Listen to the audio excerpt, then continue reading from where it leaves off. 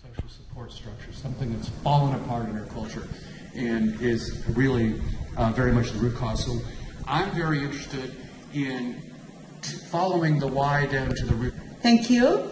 Pat. Thank you. My name is Pat Dunn. I'm with the American Heart Association.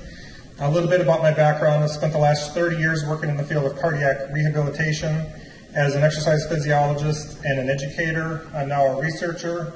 My research interest is in health literacy. So it's very, using different words, but very similar to what John is saying. It's basically, how do people who have heart disease know what to do, what they do?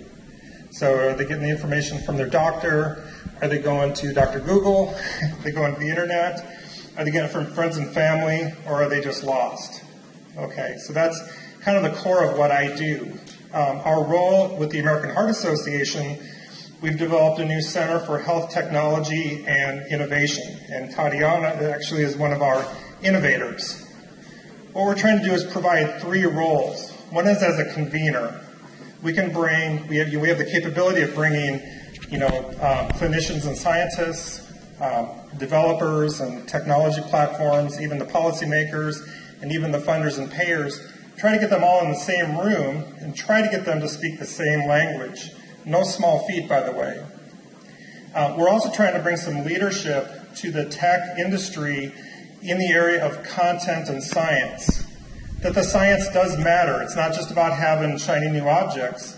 It's about if the information that's on your device or on your app or in your system is not, the evidence-based, state-of-the-art information, and that doesn't mean there's just one source of that information, but it should be good information, then there's some flaws in that system. And finally, we see ourselves as a catalyst to innovation. So by bringing the science world and the science of medicine, the science of cardiovascular health and disease, and the technology science together, we feel like there's real opportunities for accelerating innovation in those areas, and that's why we work. We're not, developing our own platforms and our own technology. We're going out to the best and the brightest to do that. My role within that, we have a program, we call it the AHA Inside. What we're doing is we're taking AHA scientific guidelines and position statements. These are things that are, published in medical journals. They're virtually unreadable to most consumers.